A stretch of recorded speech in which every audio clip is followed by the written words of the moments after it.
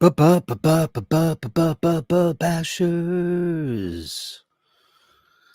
Wednesday in the big city, New York City. My name is Dirk, and this is iBashers Dirk Weekdays. 24 of you in the room. Hello, everyone. How are you tonight? And I was talking to Jimmy Bakke, my lead guitar, one of my lead guitar players in the band Hitman, and he said, "Hey, did you see the We Are the World documentary?" And I was like, "Well, I guess I have. Lived through it, and I would imagine I've seen it." He goes, "Oh, no, it's a brand new one. It's like a brand new Netflixy thing." And I said, "Oh shit, no." So I started watching it at like, I don't know, 3:00 in the morning. Then I was like, "All right, I'm gonna wait. I'll watch this with a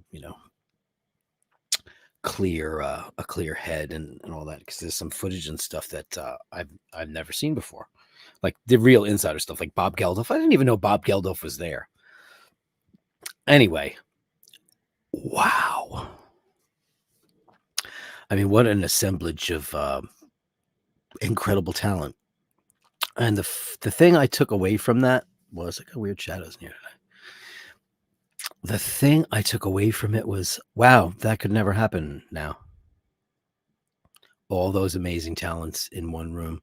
Sure, we have amazing talent, but they wouldn't be able to do it, like write the song, get everybody in the studio.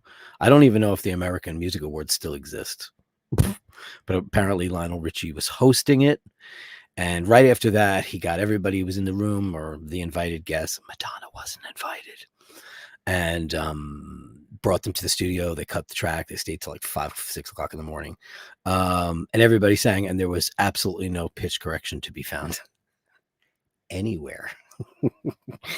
Now they'd need to record it and then send it to the auto-tune guy, and he'd have to take care of that. And I know I sound like the old man, get off my lawn, but the auto-tune thing, it's like, it just goes to show you the incredible. I mean, I'm going to forget a million people here, but Michael Jackson and Lionel Richie, Diana Ross, Paul Simon, Cyndi Lauper, Bruce Springsteen, Steve Perry, Dionne Warwick, Bob Dylan, Ray Charles, Stevie Wonder. Holy crap. I mean, James Ingram and Kim Carnes and Harry Belafonte, whose idea it was, didn't know it was, had no idea. There's one scene where they all sing Harry Belafonte song. I don't know. I know the song, "Hey, I want to go home." They all sing it in unison, the whole room, all those stars, and it's the most beautiful. It could have been a recording. It's so good. There were great talents in that room. Absolutely incredible. Bette Midler is there. It's crazy. Some people didn't get the, like Huey Lewis. Turns out, ready for this? Here's I don't mind blowing this for you if you haven't seen it yet. Huey Lewis was not one of the invited soloists. He was invited because he was part of this musical zeitgeist in 1985 or whenever the hell that was. He was riding a very big wave, and he was invited to just be in the chorus. You know who didn't show up? Sorry, Emmett. Prince. And then they show Prince at the American Music Awards. He brings this big bodyguard. This is when Prince was acting like a total dick. And at the end of the day, he was kind of, I don't care about the shyness crap and all that. No, Michael was shy too. Prince just didn't show. And they had put Sheila E. in there as like a shill. And eventually, if Prince showed up, he was going to get that lead. So you know what she did? She just left. She took her dignity and she left. Anyway, that's my little story. Who do we got in the room? The incredible, the incomparable Mr. Andrew Wolkowicz. Upvote is free, and it only takes a moment to also subscribe. It's $20 Canadian. I'm rich already. Rich in love and friendship and all of those things.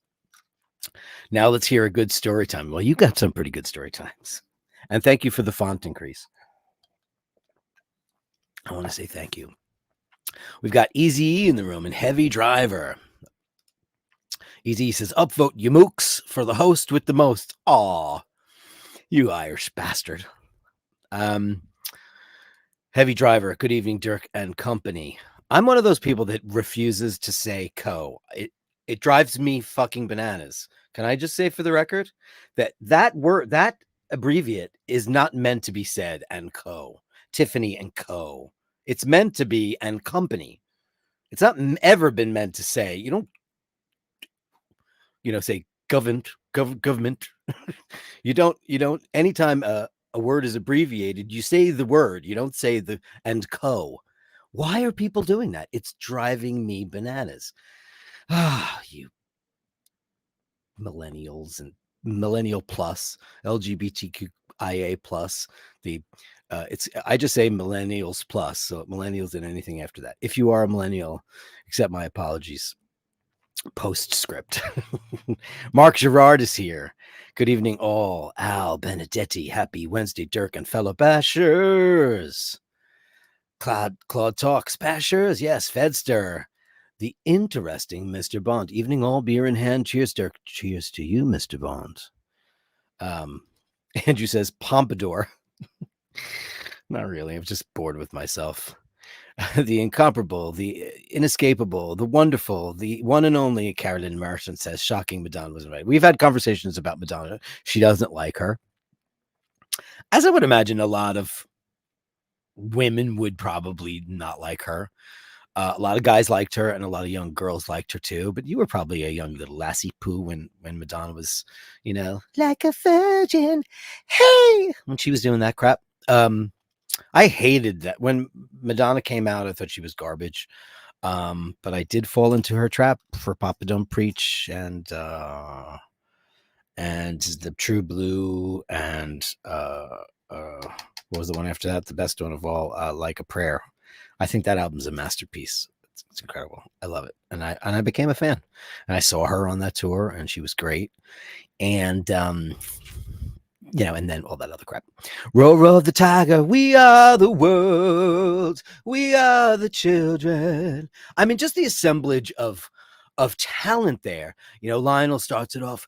We can't come. Oh, there comes a time when we heed a certain call, when the world must come together as one. And that's Paul Simon and Kenny Rogers.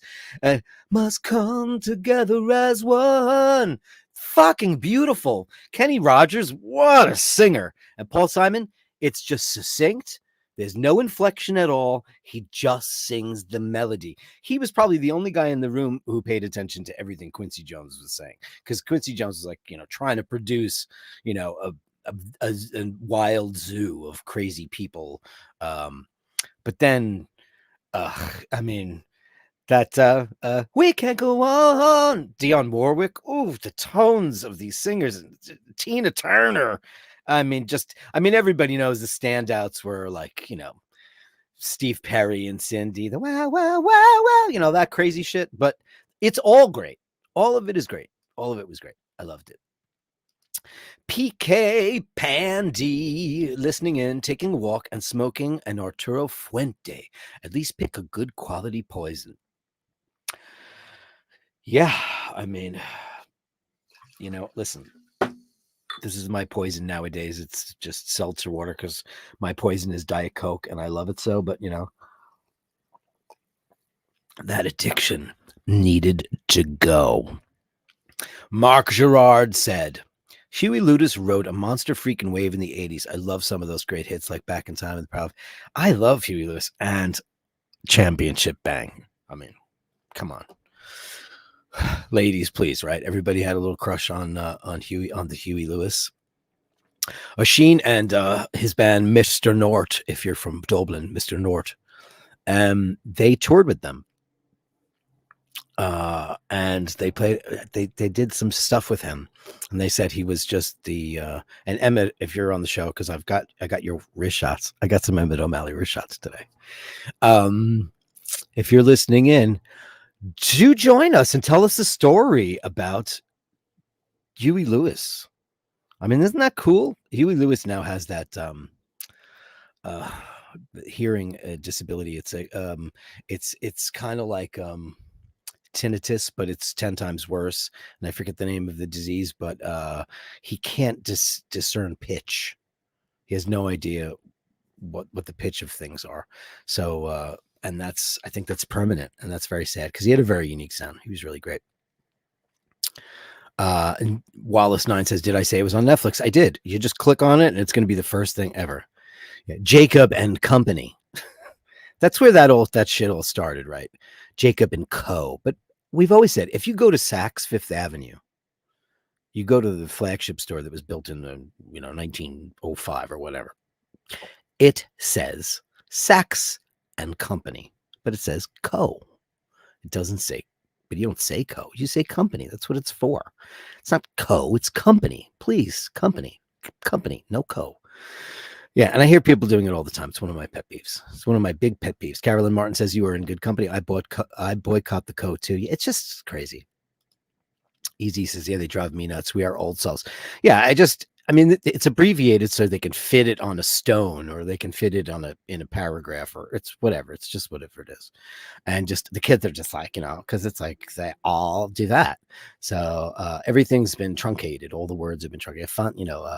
What was it? Dane is a really good barometer of that because she's got her ear to it and she does not speak like that, but she does have a couple of funny doozies. And that's when I go, oh shit, I'm 18 years older than her. God. Yeah. Tiffany and Company. Topster, my favorite right wing Republican. Can we just keep the regular L's and G's and the BTQZIA 2+++ can fuck off forever? That's how I feel. I'm just so tired. And people like, that's your people. It's not my fucking people. I didn't join that club. You know what? In order for me to join a club, you have to send me an invitation and I have the right to decline it. And I do. I just want to be a bloke who goes about his regular bloke life, doing his regular bloke things with another bloke. And I don't want to parade. I don't want to parade because I don't give a fuck. Andrew says, effort. Oh, Andrew, look, he's here because I started at 6:00 tonight. See, this is a little experimentation I'm doing. It turns out Timmy started yesterday at 5. So we had a clash of the Titans last night. Well, he's the Titan. I'm just the apprentice. But he started at 5 yesterday. I don't know how or why, but sorry that we had a clashy there, Timmy, legendary bastard that you are. So I think if he started at 5, if he's starting at 5 now, I'll start at 6. I'm just trying to work my way around stuff and work my way around you, the viewers, who I want to be in the room. And Easy says, Vogue is a great song, a departure from earlier stuff. Listen, if we're going to tear apart an artist, I'm one of those people that I have no problem discerning art from artist. People didn't stop listening to Ozzy when he peed on the Alamo or he bit a bat's head off. Now he bit a dove's head off and a bat's head off. Now that's a problem for me. Abusing animals is not my thing. And I'm not the biggest Ozzy fan in the world. However, I do like a lot of his music and respect who he is in the pantheon of heavy metal greats and innovators. I do. And I find him relatively amusing. However, Madonna was just a, provocateur, for lack of a better word, because I don't even know. I think she's far dumber than people give her credit for. I think she wants everybody to think she's so savvy and so smart. I think she's very, very, very lucky. But I like a lot of the stuff she did. But, she once said, I forget who's interviewing her on ABC 2020. I think it was Cynthia McFadden. And Madonna went like this. Now you're being reductive. And then Cynthia McFadden looks at her like this and she goes, look it up. As if Cynthia McFadden, Ivy League trained journalist, doesn't know what that means. That's how stupid people can be. So there's that shit. Emmett says, I can't, I'm driving. Boo hiss you. We're going to show your multiple wrist shots from the younger O'Malley, the younger, fairer O'Malley, the youngest of the O'Malley boys. The baby of actually not the baby. Anya's the baby, right? The youngest of the boys and the fairer of the two. One's the dark-haired rogue. The other one's a kind of a towhead. Emmett's a blondie blonde. But a big enough wrist to pull off a Panerai. Oh, I gave it away.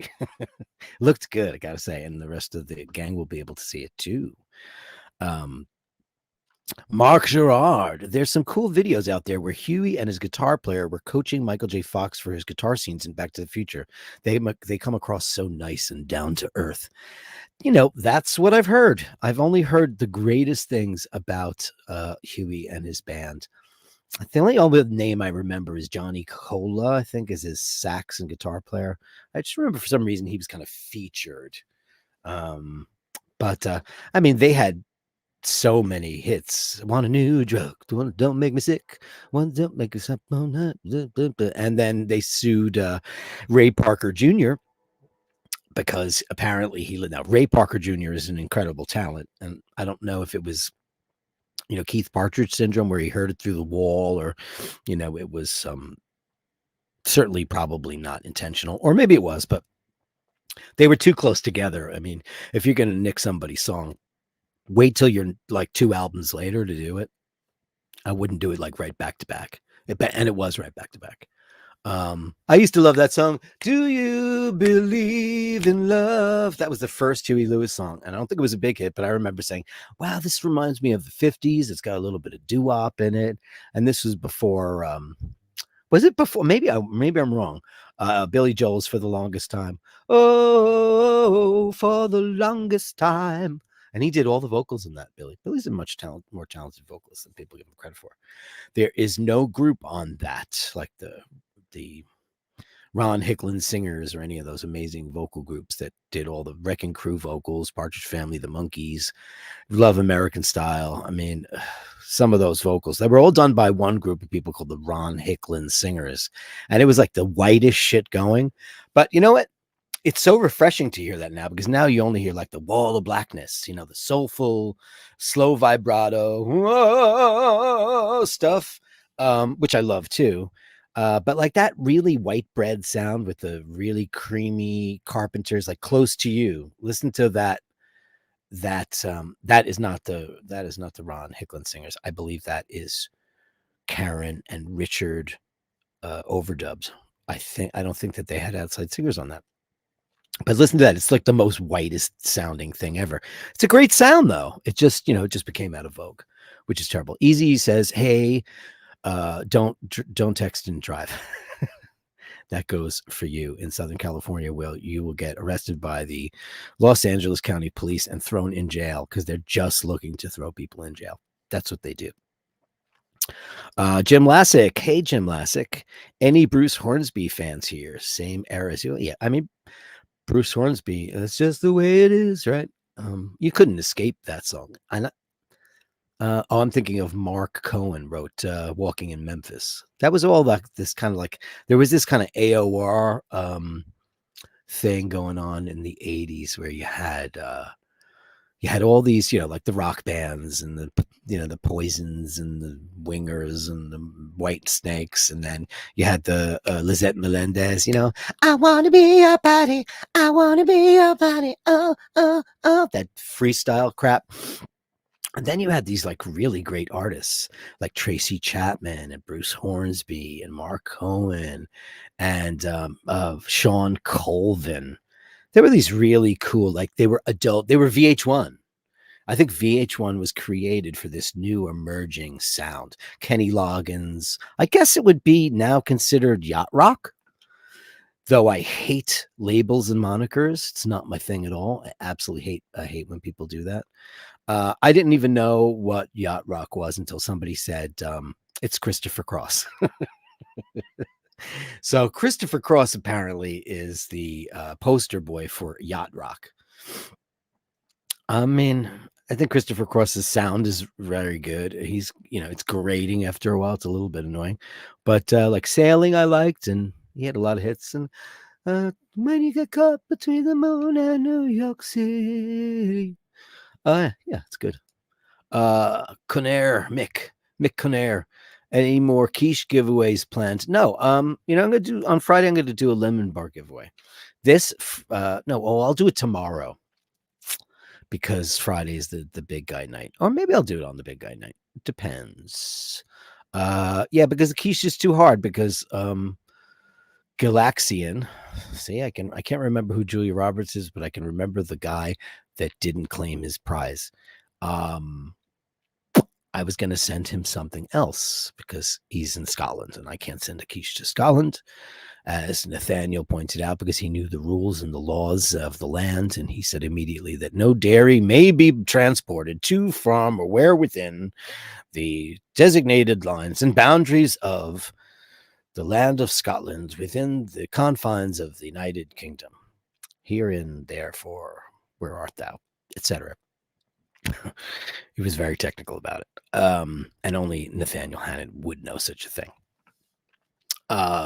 So yeah, I'm going to do a lemon bar giveaway. And I actually made some lemon bar. I hadn't made them in about 2 years, and it was way too sweet and way too lemony. And as a matter of fact, speaking of Nathaniel Hannon, he sent me a copy of his family's recipe. So you know what? I'm going to make those because it looked really good. It was maybe half the sugar and half the lemon of what I put in mine. And Paul ate the rest of them. And I had a half of one and I just said, no, can't do it. Tobster McDonkey says, Bruce Hornsby with the Grateful Dead was awesome. I mean, if you like the Grateful Dead. Scotty H. It took me a while to find your stream, but you have quickly become my must-watch. Aw, Scotty. Hey, you sent me a message and about the Instagram, my dear friend. 1999. What a legend you are. Thank you so much. And, welcome to the inside gang, because there's only 61 in the room tonight, and they're all the regulars, and of which you are now one of them. I don't have a lot of listeners. We get like 400 or 500 on Friday nights because the big guy's in here. But, during the week, I'm generally pulling about 100 in the room usually, and it's getting better and better and better. I started out with 14 people, so I'm grateful. You Instagrammed me about getting into my Instagram. I certainly said yes to the invite when you asked for the invite, and I can't see yours either. I noticed there it says you've got no post, no nothing. So I was like, what the fuck is that about? What is that about? I am kind of an Instagram idiot. I'm getting better at it. I'm starting to post things. I get a little weirded out when I think it just seems so vain when I post stuff. Like, look at me and my Rolex. Milgas tonight. What are we all wearing tonight? Everybody in the room, tell me what you're wearing in the chats down the side, and I'll read them out as we go. I do have quite a bit of wrist shots, if you were wrist shots today, and we'll get to those in a little while after we just have a little chit chat and you crack open a wine, light a cigar, or do that 8-ball you've been planning to do in Vegas. Yeah. Give Dirk a thumbs up, guys. Yeah, please, Conair. Thank you, everybody, and thank you for saying that. Just all you got to do is, if you hit subscribe, we're really close to 2,000 subscribers. And I know in the scope of YouTube, that's not a whole hell of a lot, but I haven't been doing that this long. And you know what? I'm satisfied. I'm happy. I love you guys. You guys have been great to me so far. And, the more the merrier, as long as they're not douches. Because as I end the show every night, I say, and just don't be a dick. Because you know what? The world's got too many of them. There's too many dicks in the world. They say the vaginas outnumber dicks by something like 2 to 1 or 3 to 1. And I'm like, that's not true. Greg says, honesty was playing it. I was thinking you were talking about the Striper ballad. Honestly, I believe in you. Honesty was playing at JFK when I landed the other day. Amazing to hear after a few years. I mean, that's a very potent ballad, Billy Joel. What not only, like people always compare him and Elton John. And of course, I must admit to being a bigger Elton John fan, but that doesn't mean I don't have tremendous respect for Billy. Billy does words and music. Elton, oh shit. I just realized tomorrow's the big day. Let me finish that thought. So, Elton has Bernie Taupin, but, Billy writes all by himself. So Billy Joel has not released a new album since 1993's River of Dreams. And tomorrow, he's got his first pop song, or his first, original song released to the world after 93, 2003, 2013, 31 years. and it's called Turn the Lights Back On, which is a great title. And it says the lyric is, "Did I wait too long to turn the lights back on?" I was like, not you sell at Madison Square Garden every month for the last 10 years. I don't think so. And he's still in terrific voice. He lost 100 pounds. He looks really great. I love it. Easy says, do you remember Soul Train? The Soul Train. Time to get hot, get hip, get funky with your host, Don Cornelius.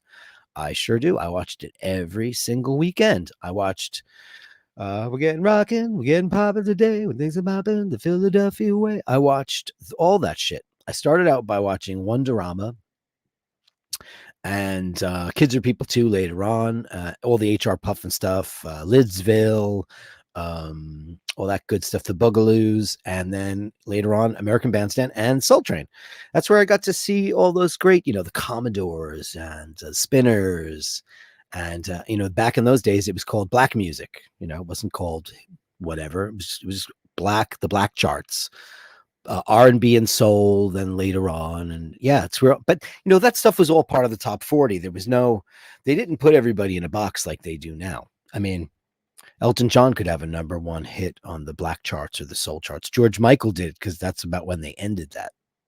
So yeah, I loved the Soul Train. Canair says, "Are you a fan of Journey?" Peripherally. I mean, I love a lot of their songs. Of course, I love Steve Perry. I think that Neil Schon and Jonathan Cain need to check their egos at the door. I actually did some work way back when for them. I was a demo singer, for them. I was working with this girl, Melinda Lowry, and I was doing the demo vocals, and it was at their studio, and Bad English were in there doing demos, and I did some work on that stuff. And like I was like the studio singer guy. And so when I think I've told the story before, and if I'm belaboring the point, just say, "You're repeating yourself, Dirk. Give us a new story." My friend sent me a video of this band. What did I just touch on my desk? It's dusty. Put more. Anyway, it turns out I emailed Neil Schon and Jonathan Cain when I saw Arnel Pineda playing in a local cover band on YouTube, and I sent them an email because I had their emails. And like a week, 10 days later, they announced that guy was in the band, and I never heard back from them. Just saying. Do I like Journey? Any way you want it, that's the way you need it. Yeah, I love them. Sure. Andrew says, "I wish some city would have sanctuary for bars, smoke, drink, enjoy your own life. No Karens allowed." Yeah, it's called Go to the South. I'm sure if you go into a bar in, Missouri, or you go into a bar in Alabama, and you go in there and you want to have a smoke, a drink, and make love to your ferret, I'm sure you can. Some honky tonks in the middle of nowhere. They're not going to tell those guys to not smoke, and they're not going to tell them to do anything. Greg says, "I miss decent black pudding here in the U.S. You can have it." You can have that. Obviously, you're an expatriate Irishman. Oh my God, look at that. Nathaniel Hannon. I am the depository of random facts. Yeah, I always say I'm the master of useless information, because I know everything about nothing. I don't know. Like, if you put long division in front of me right now, I swear to God, I would not remember how to do it. I would have absolutely no concept on how to do that at all. Easy E. Oh my God. Look at you, motherfucker. Let's get $100 for Laverne. Laverne's been so great. Let me tell you, I'll hear some Laverne update. She's been great, knock on wood. Like, everything's been great. She hasn't vomited in forever. But she did catch a mouse, and I found I smelled something in my house, and it was under me couch in the living room, and I had to take the whole fucking place apart. And if you only knew what my place looked like, it's a narrow old railroady. It's like this, it's New York City, tenement housing. So I had to I flipped my couch over. There's like 500 pairs of shoes under there, very New York. And there was a dead mouse, but it wasn't like in a trap. And it was just dead, and it looked like it had a bite mark on it. So she obviously, because the other day she came out and she had a fish. She came out of the bedroom during the middle of dinner, and she's just like, she had a toy fish in her mouth, and it was like she was doing training. Because the very next day she came out with a mouse in her mouth, and I'm freaked out because I have Dragon Lady across the fucking way, and I'm just petrified if they see mice, they're going to put poison out and do crazy shit. But she's been great. Easy, thank you so very much for that. That is very, very, very sweet of you. Yeah, I mean, she's the greatest, and she's my bestie. She's been great, and she's been just, everything's been great. All of her maladies have so far been, kept at bay. Emmett O'Malley, I'm home now. If you want to hear that Huey Lewis story, dude, you want? Yeah, hold on a second. Invite, copy. Let me send that to you right now.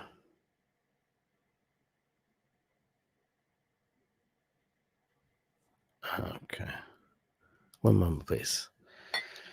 I have this one sort of trolley guy who says I'm really annoying at getting Windows going, and I apologize for that. I don't have a producer. I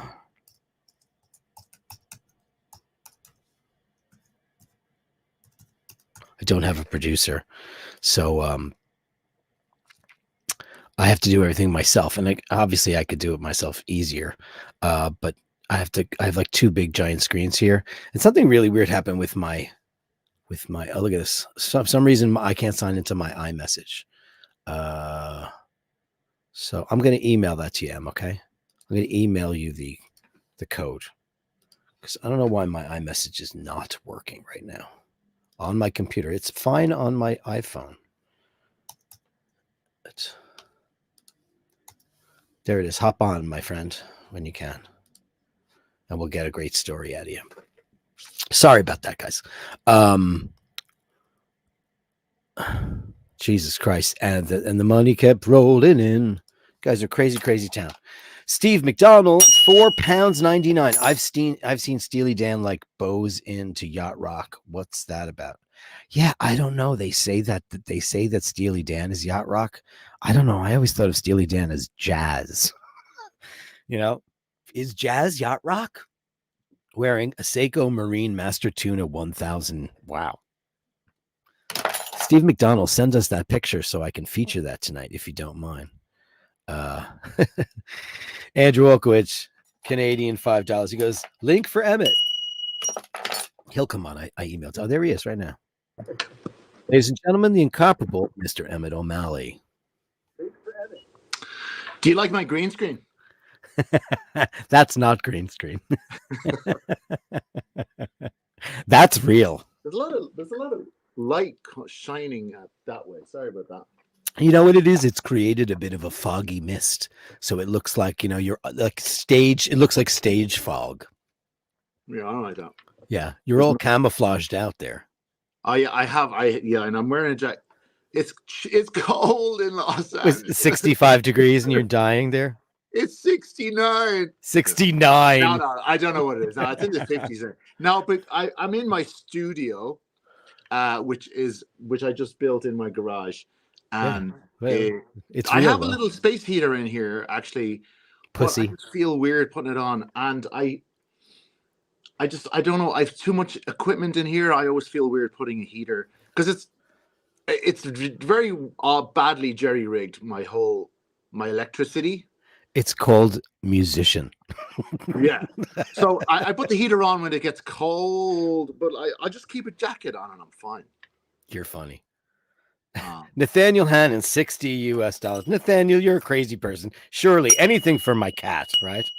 Thank you very much. Let me get the super chats out of the way and then give us the money kept rolling. Yeah, right. Angelo Minicello, grazie mille. Canadian $10. Shane McGee, €11.99. Happy birthday to my outstanding Isabel. Hey, happy birthday, Isabel. Hey, cheers to you. Happy birthday. Is that your lady love? Or is that your side piece? Let us know. Ben E, guitar state of the collection. You're going to get his right now, but we're going to get a great story. Thank you so much for that, Benny.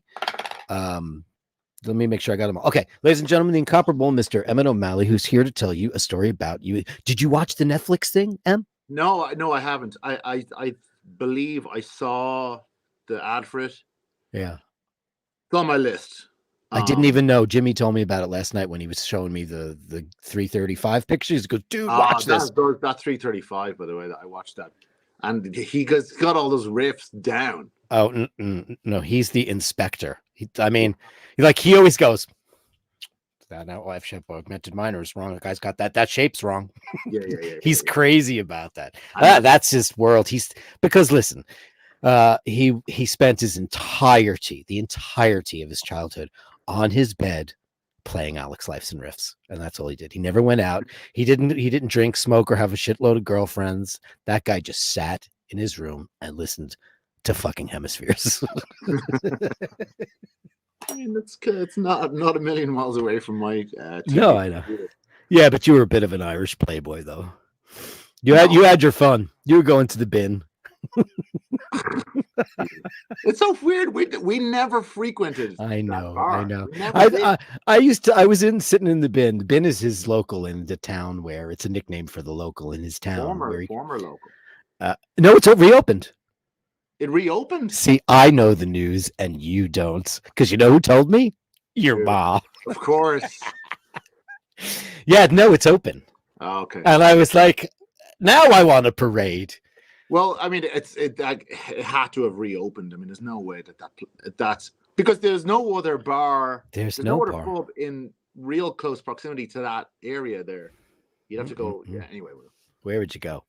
Anyway, it's his local, and I'm sitting in there. I'm like, this is lovely. Why do they hate it so? Because you always resent the stuff in your vicinity. So anyway, we're talking about this "We Are the World" thing, and I haven't finished it yet because Paul had to go to work, so we stopped it. But there's so much stuff. I didn't realize Bob Geldof gave a big depressing speech before they sang. Did you know that? I did not know that Bob Geldof had anything to do with that. Well, he was the impetus, obviously, because he did the British one, right? Band-Aid. The Band-Aid thing. And do they know it's Christmas? Well, they brought him in, and he said, typical Sir Bob Geldof. And why is he Sir Bob Geldof? He's a fucking Irishman. It is that. You want to go down that rabbit hole? That is a large bone of contention in Ireland that he accepted peerage from the Queen. Anywho, so he goes up there. He goes, they're just like a bunch of cattle in a room. Everybody's talking, and oh my God, Diana Ross. Oh my God, James Ingram. Oh my God, And he's like, all right, just want to let you know why we're all here. I was just come back from Africa where I saw piles of dead bodies, children, malaria, 16 bags of flour for 40,000 people, and they're all just like this in shock. He goes, that's why you're here. Jesus. Yeah. And then they're like, give us your heart. That's so funny. Yeah. I mean, I have seen a few clips over the years, obviously taken from that same footage that they compiled for the documentary. There was a narrative going around. This is just after Michael Jackson passed away. That Michael Jackson really didn't enjoy the whole process at all, and that he was a bit of an a-hole to some of the rest of the other singers in there, because I mean, Michael Jackson was the king of the world in 1985. Yeah, he sure was. And or maybe it was waning at that point a little bit. 1980. Well, Thriller was 82. Thriller was 82. Bad was just coming out. Was about to come out, right? But he had some big competition. Lionel Richie, that shit all night long. He had like 5 number 1 hits off there. I think he was worried. Well, he was uptight. Too. Oh, you do? Yeah. I hope that's a good one. It is. It's a. By the way, before I get Mr. North never played with Huey Lewis in the News. You might be thinking of Brian Adams. I know you played with Bruce Willis. Bruce Willis. I thought you played with, but you do have a. You have a story though about him. I met Huey Lewis one time. Oh, you met him? Met him in New York. It's quite a name droppy story. All right, ladies and gentlemen, the floor is his. Emmett O'Malley. This is not a particular. This story will be over as soon as I've begun it. I was in New York City at a restaurant, which I don't think is there anymore. It's called Da Silvano, I believe. It's on 6th Avenue, just south of Bleecker. Don't think it's there anymore. It's a really nice place, Italian place, and it was... So by Joe's Pizza, like down there? Yeah, well, no, so Joe's is on Bleecker, no? Joe's is on Carmine and 6th. Okay, Carmen. Okay, so just before you get to Houston, if you're walking Yeah, a south block on past there. Okay. 6th Avenue, it's on the east side of the street. I think it was called Da Silvano. But anyway, this is like 2004 or 5. Mm-hmm. Would have been 2005. So, over 20 years ago, almost 20 years ago. And I was there with the man who had produced Mr. North's first record, Jerry Harrison from the Talking Heads. I was his guest for dinner at this restaurant. We were there with his wife and his son, who was looking at colleges at the time. And he was, about to graduated high school. He was college age.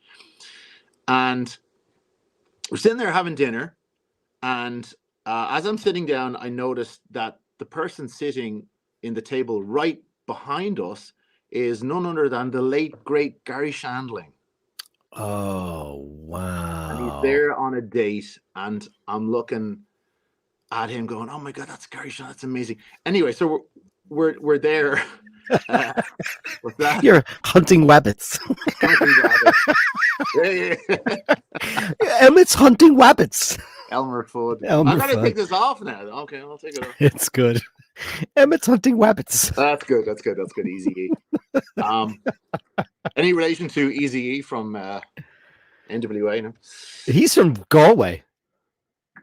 Easy. That's definitely not the same Easy E. No, he's from the West.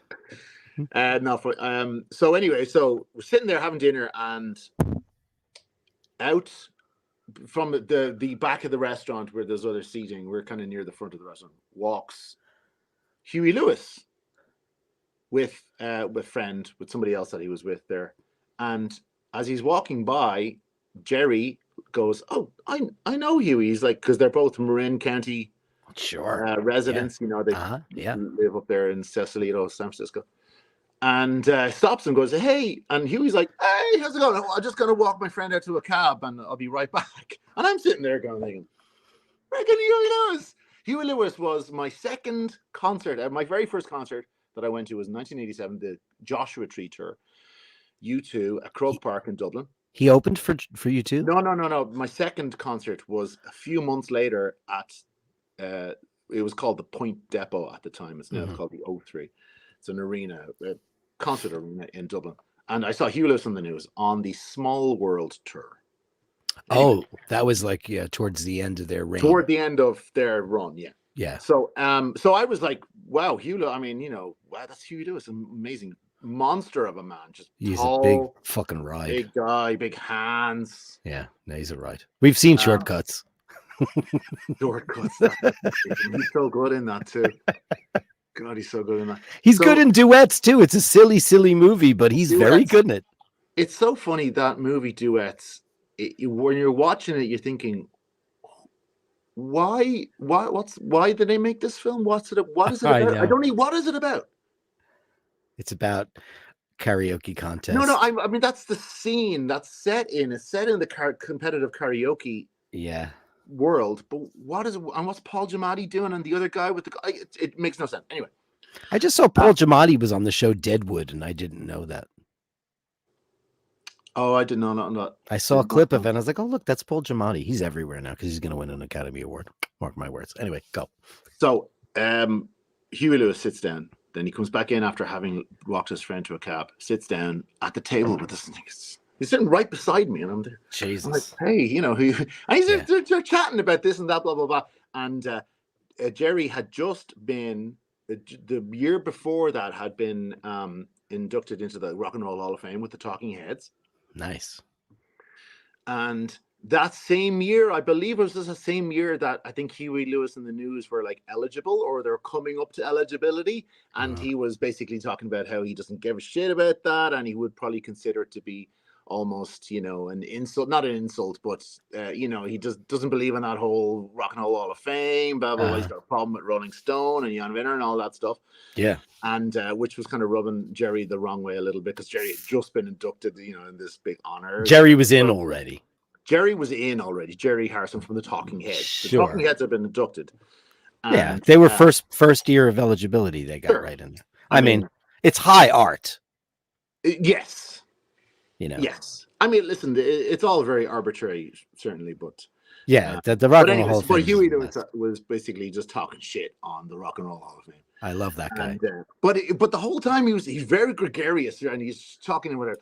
And he's beside me, like we just met. Hey, I'm Emmett. Hey, Huey, nice to meet you. Blah blah blah. And he's talking to Jerry, and he's like looking at me, and he's kind of like, you know what I mean? You know what I mean? Kind of like elbowing me, like, the fucking Rolling Stones bullshit. You know what I mean? Like, and I'm like, I'm being elbowed by Huey Lewis.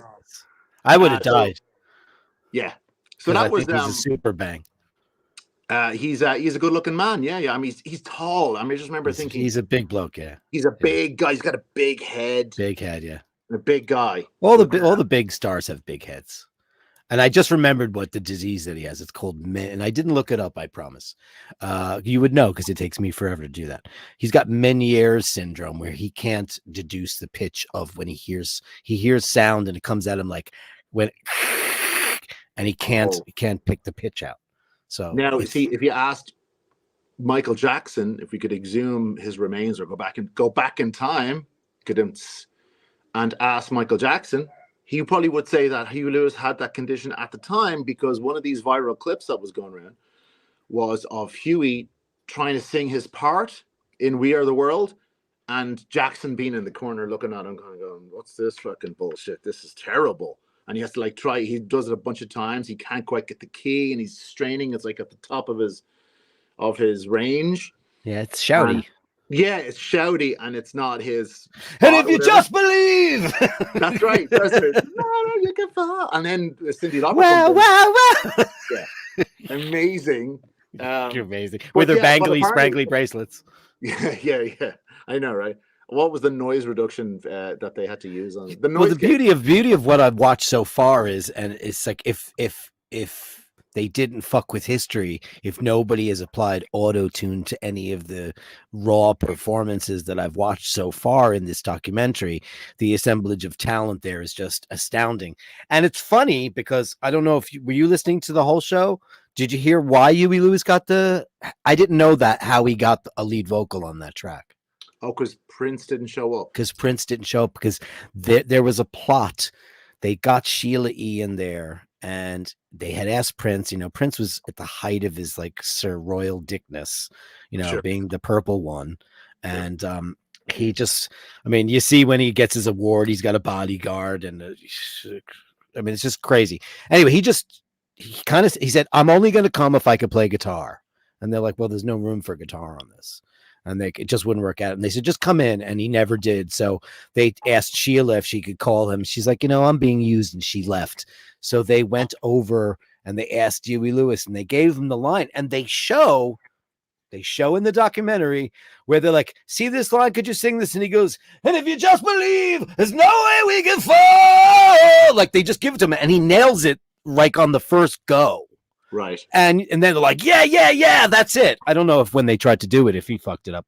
I've only watched half of the documentary, but they show you walking up to him and going, hey, Huey, can we talk to you? Huey, Quincy wants to talk to you for a minute. And he's like, Quincy wants to talk to me. And they've got Huey Lewis currently sitting in A&M Studios, being interviewed for this thing. And he's like, what the fuck does Quincy Jones want with me? Shit. He probably felt like he was being called to the principal's office. That's so funny. Yeah, it's crazy. Well, I'm going to watch this, but yeah, the story that I heard about Prince's involvement was he had been asked to do it by Quincy Jones and Lionel Richie, and he said he didn't want to do it. Apparently, it was never on the cards that he was going to be involved in it, and he said, "I'll put a song on the record," which he did. But anyway, Prince was, I think I idolized Prince and idolized him for many years, of course, but I imagine I'm kind of glad I never met him, No, because it's listen, it's very rare that you meet your heroes and it turns out to be. I mean, like I've said this on the show before. Every single time I ever met one of my heroes, they've been far times 10 times better than it could have ever gone. So I've never met somebody who was a complete asshole to me, as far as I can remember. But when you're talking about the level, I'm talking about people like Ian Gillan and Ronnie James Dio. That's not Prince level stardom. It's not even in the No, same universe. Whereas Prince was, at the on the tip of everyone's tongue. Michael Jackson, that kind of fame. That's Beatles fame. That's Elvis fame. That's but Taylor Swift. this segues into my Lionel Richie story. Go. So back in 2010, 11, I guess, back when I played with Enrique Iglesias, Enrique did a song that samples Lionel Richie from All Night Long. Mm-hmm. Party, caramba, forever. Anyway, so it sampled, and Lionel Richie they got in touch with Lionel Richie to okay the sample. Mm-hmm. And he said, "Oh, I'll just come down. I'll come and sing it again because it was in a different key, whatever." And he did. So he went and sang the thing, which was just a one line for this song called "I Like It." That Enrique. It was sort of a Enrique's second act, if you will. It was the first hit that he'd had in a good few years. And anyway, Lionel Richie sings on it.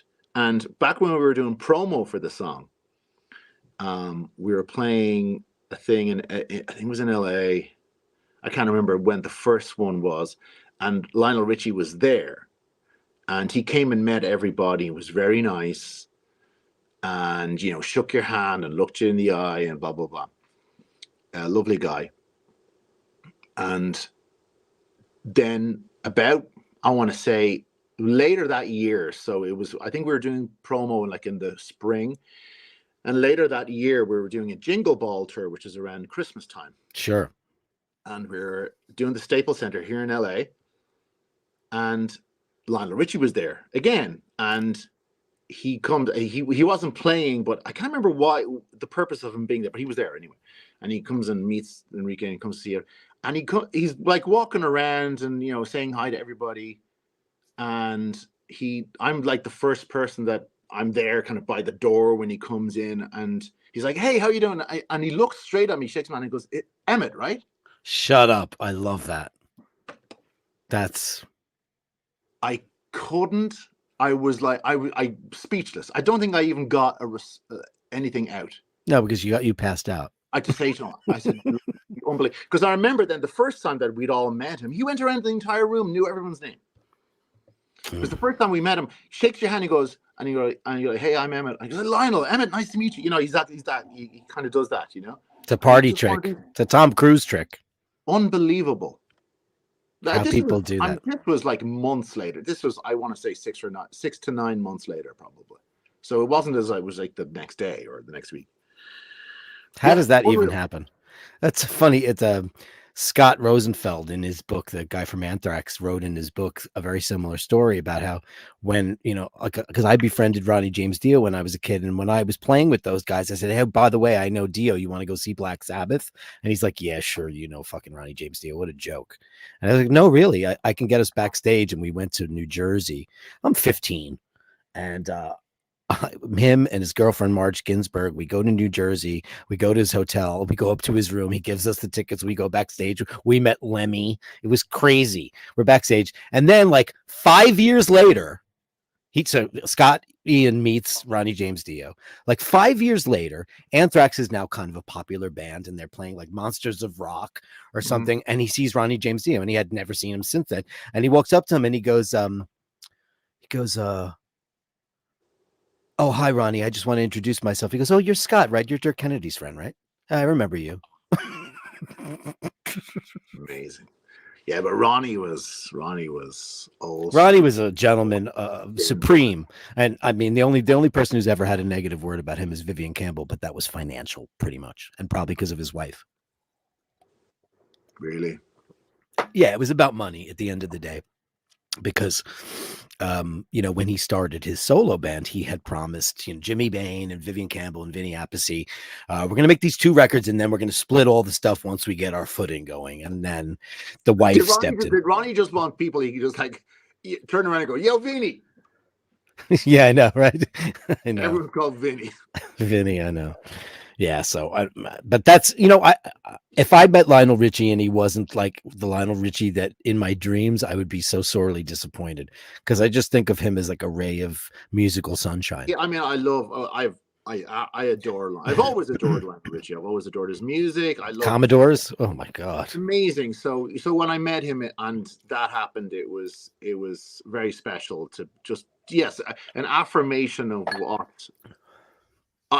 Affirmation of my love for him, basically. Sure. And you don't have to be a dick even when you're a megastar. That doesn't just happen. You don't become a dick. I think people who are famous and are dicks were always dicks. I think that's just what it is. That's why, like I said earlier in the show, that I can separate the art from the artist. I can still like people even though they are douches or they do douchey things, or like I can still listen to Phil Spector records, and it doesn't really matter. But like when I love Prince, I was listening to Graffiti Bridge because I love that record and nobody likes it but me. Weird. So weird. Love come quick, love come in a hurry. We're the thieves in the temple tonight's great one. And the Question of You is my favorite. Question of You. It's really good. Thieves in the Temple, Question of You are really the only 2 good songs. I love that record. But he was a weirdo, a super weirdo. And I think he was always a weirdo. I don't think, he didn't become famous and become the purple one. I think he was always that. He was always a star. Do you watch any of those videos from Sound City, the LA, where they sit at the table and they talk about Prince and they have the engineers and Van Halen? They sit down with Susan Rogers. And Susan Rogers, right. And, he was a weirdo before he was famous. That's just how it happens. People don't become, listen, if you have security, listen, I'm not a Taylor Swift fan, but, she's apparently like the greatest. She's apparently the sweetest girl in the whole wide world. She treats everybody really well. She's super generous. When her and that guy break up, she's going to write a fantastic record. Right. Because that's going to blow up in her face. I mean, I don't know. He's an NFL. He's a good-looking NFL guy. He's gonna bang some ladies. He's probably done his lion's share of that already. I hope he has. Because she's not a kid anymore, right? She's in her mid-30s now. Yeah, I guess she's in her 30s. Yeah. Yeah, so she's gonna want to have kids or not. I don't know. I just know that I've been watching too much 30 Rock. So Liz Lemon's been talking about the 30s ticking clock. So I know that doesn't apply to everybody, but to a lot of the population, it does. Right. So she's probably going to want to settle down. I mean, Madonna had kids. Who would have thought she would have done it? I will, before I go and you continue your show, Andrew Wolkowicz did ask a question that I have a visual answer. Well, there's 2. So let's hit. Where's the first one? Let me find it. Andrew. Where was it? Do you have a wrench? You're talking to me? Yeah. I don't believe so. No. I'm gonna get you one so you can pull up all that stuff. All right. Let me see. Andrew did. Yeah. Where is it? Was it recent? Yes, it's Emmett. It was a super chat for $5. Oh, it's super chat. Hold on, I'll get it right now. Yeah. Oh yeah, got it right now. Okay, go. So you ask the question, and I'll get the visual clue, the answer. Sure. Visual aid. Ladies and gentlemen, Andrew Wolkowicz, Canadian, $5. Emmett and Dirk, if you could go back to a year, or the 80s or 90s, TARDIS or a hot tub time machine? Neither. DeLorean all day, baby. Are those really your plates? No, it's not an actual license plate. It's a prop. Oh, that's great. It's hanging in my studio.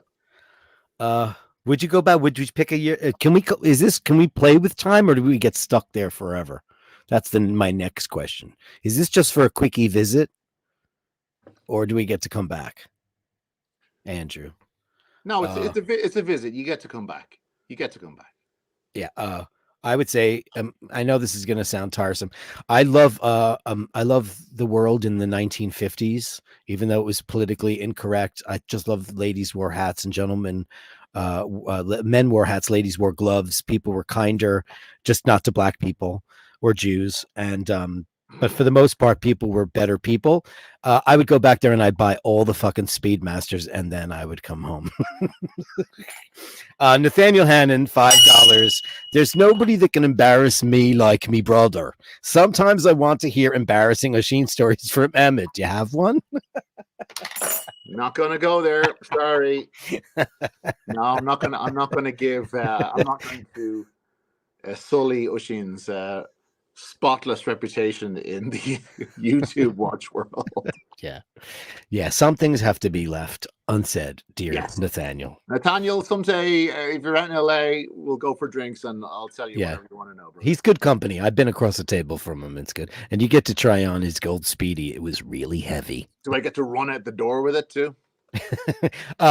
Show everybody what you're wearing. You have to do yeah, look at that.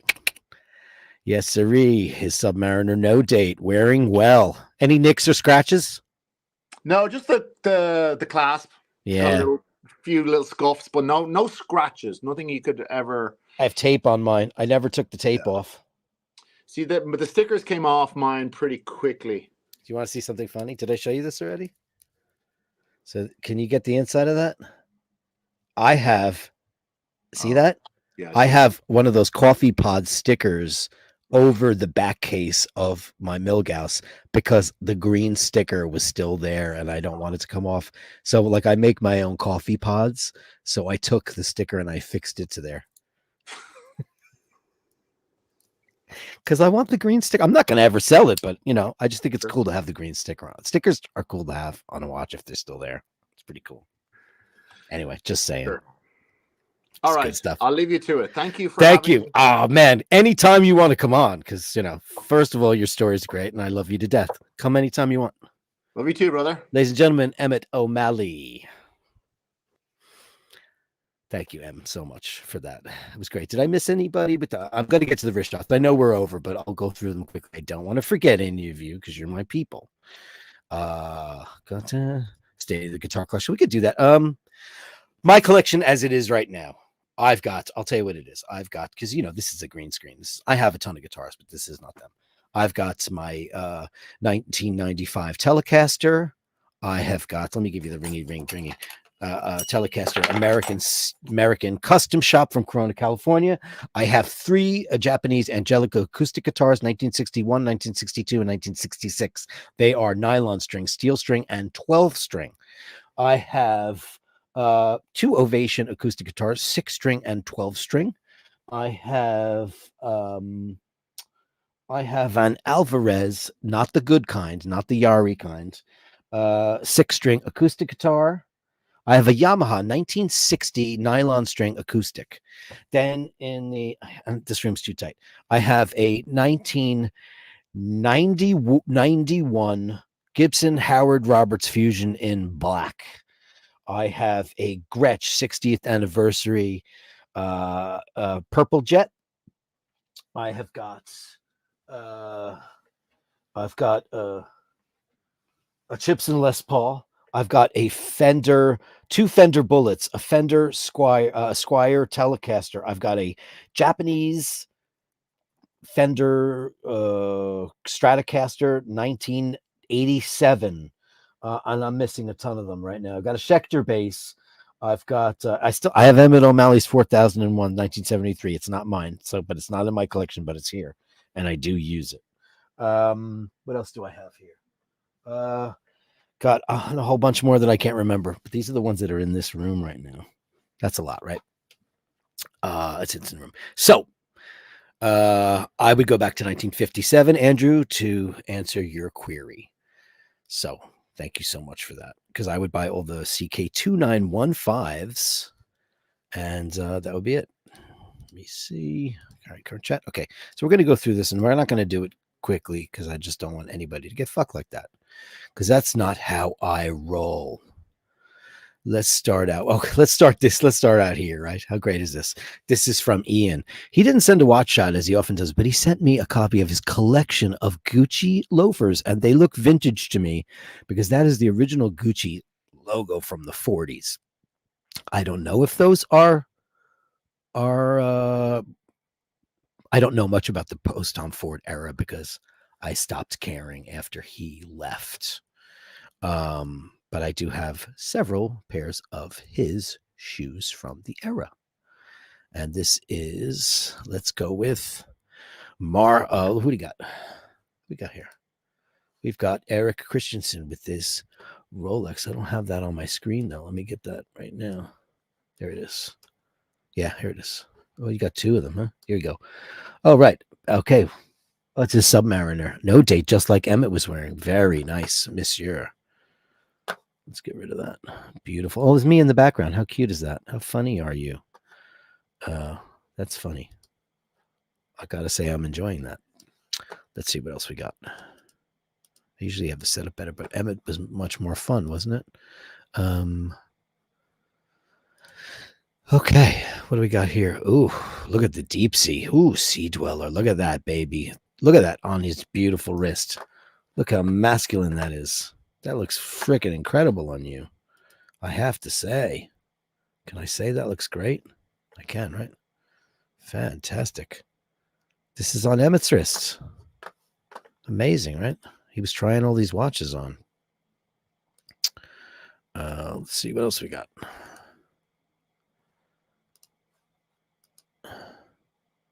This is from Al Benedetti. Thank you, Al. Look at that. Christopher Ward ×2. Very, very nice, man. I love the juxtaposition of the black and the white, and it's great. I know it's very polar, and that bracelet is extraordinarily Rolexy, isn't it? But it's beautiful, and thank you for that shot. It's fantastic. So we got viewer wrist shots. We need a little theme song. Viewer wrist shots. Viewer wrist shots. This is from Al Benedetti again, and rocking another Chris Ward. And these are beautiful watches. I love the integrated looking bracelet. It's very Giorgetta. I love that dial. That I don't know what that's called. It's kind of a waffly dial. I know it's got a name for it. That's the 12. I've seen it before. I love it. I actually love that watch. I don't know. I know it's got Salida movements and they're beautiful watches. I'm well aware of that. I need to get a little bit more familiar with those particular pieces. Here's Emmett O'Malley fashioning and walking in style in a radio mirror by Panerai. He doesn't own this. It's not in his collection, but he's wearing it. And look at that. It looks kind of small on you, Em. Em's got big mitts, just like his big brother. And to answer several of your questions, he is Oshin's baby brother. So you should know that. And here is the man himself rocking an IWC. Look at that. That's a beautiful piece. Look, everybody got the onion crowns. Looking good. It's a lot of dial on that watch. How'd you feel about that, Em? Did you love that watch? It's very cool. IWC, I've never tried one on ever in my life. Ever. And then what do we have here? We have, oh my God, look at this Zin. This is amazing. It's a great wrist shot, huh? It's from Brett Lane wearing the Zin. Looks great. Nice wrist there, mister. Very nice. Yeah, I told you the old chef in my restaurant, he used to try to get me to buy all the Zins. It turns out he was a Zin dealer. He was a Swiss guy, and he was trying to do it. He's trying to get me into the Zin world. Here's another shot that we should look at. Same again. Beautiful. Yeah, Zin's really making a big dent in the world, aren't they? They're definitely getting some big time love, you know. The people, it's kind of like a middle market watch that people who don't, have the big money to spend on the bigger brands. Here's one from Mark Brown. He's wearing his Tudor, looking great. Apparently, he says it's like this is the baby root beer, right? Or what is it called? Diet root beer for all the Tudor people out there. It's the GMT. It's beautiful. It's beautiful. If I was ever to get a Tudor, it would be that one, my friend. I absolutely love that watch. I think it's beautiful. Absolutely glorious. I really love it. That's the way I would go. Fuck the Black Bay action. I would be totally going in that direction. Here's a Seiko Professional. How about this from Robert Slunsky? How do you say it? Slunsky, right? Thank you so much for this. And what a pretty watch that is. Seiko Quartz making a comeback. This is like when Rolex was doing the Oyster Quartz. And, it's funny. They command a very large amount of money still to this day. The Oyster Quartz, you can't go wrong. People are buying them. And they're not for just the ladies anymore. People are really digging the Oyster Quartz. It's like when Omega put out the now it's called the Holy Grail watch, but it was just one of the many iterations of Omega in the automatic space, like my beautiful Speedy Reduced, which is so fucking beautiful, and I wear her all the time. This is the silkiest bracelet in the entire universe. It's so freaking silky. Yeah, and they put out that watch, and just to determine, everybody decided that was the one that they wanted. Isn't that really crazy? Let me make sure I got to all of the super chatteroonies and some other fun stuff. Sam Led Consulting. Sorry, you didn't get your. I got your email, and you're a doll. You're a sweetheart and a wonderful, wonderful person. Thank you, Sam Led Consulting. Zinn is way overrated, but they feel to me like the poor, the poor man's, not that's for poor men because they're not cheap, like IWC. They're kind of like chomping at the IWC thing. F451 Dave, unfortunately I have a CW Moonface. Feels cheap. Christopher Ward. Does it feel cheap? I don't know. I've never handled one. I love that dial though. I think it's absolutely beautiful. Hey there, Rishad Stumpity Das. Oh, oompa loompa doopity doo. I have another watch for you. I love that. All those songs written by Anthony Newley, the incomparable Anthony Newley, and Leslie Brickus. Nearly 100% upvotes. Dave F451, 100%. You guys rule the world. That's all I ask for. That's all I need. Thank you for the super chats. Those are incredibly helpful and keep me away from the bar. Topster McDonkey, I am not showing people's emails. It's just their name. It's not their emails. I'm not doing that. I have it set for that. There's nobody's emails get shown. I have it set though. It can't do that. I'm showing my email, but then I told you what it is so you could send me stuff. Gucci Crew, Sam Led Consulting. Thought I saw a DeLorean car back there. Oh yeah, you might have. I wouldn't believe if he didn't have one, So let's get to these. I want to thank Andrew Wolkowitz for that. And who else did we have? We had Scotty H and Nathaniel and Easy E and Steve McDonald and Andrew again and Nathaniel against Angelo Minicello, Shane McGee, Ben E, Nathaniel Hannon, Andrew Wolkowitz again, Easy $5 super sticker. Thank you guys so very much. We're 14 minutes over the hour. If you're planning on sticking around for Mr. Timmy Wright, I'm sure he's on, and you'll all be redirected to his channel. If not, I will see you tomorrow night. Send your wrist shots to Dirk Kennedy at iCloud.com. Dirk Kennedy. I didn't do your wrist shot, Topster. Where do you mean I didn't do it? Hold on. Before I go, I cannot do this to my favorite crazy right-wing Republican. Did you send a new one? Hold on. Jesus, where is it? I didn't do your wrist shot. Where did it go? And I have this one guy who's saying, you can't find all your emails. I'm like, they don't wind up in my trash. iCloud. Hold on. Checking junk. Let's see. Did it get sent there, Toaster? Hold on. No. Toaster. Send it to me again. I don't see it in my email box. I would love. Yours will be the first I feature tomorrow, Toaster, and I promise that. So I want to thank each and every one of you for tuning in tonight and hanging around. Thanks to Emmett O'Malley for being a special guest star, and just remember at the end of the day to hold the door open, say please and thank you, and most of all, just don't be a dick.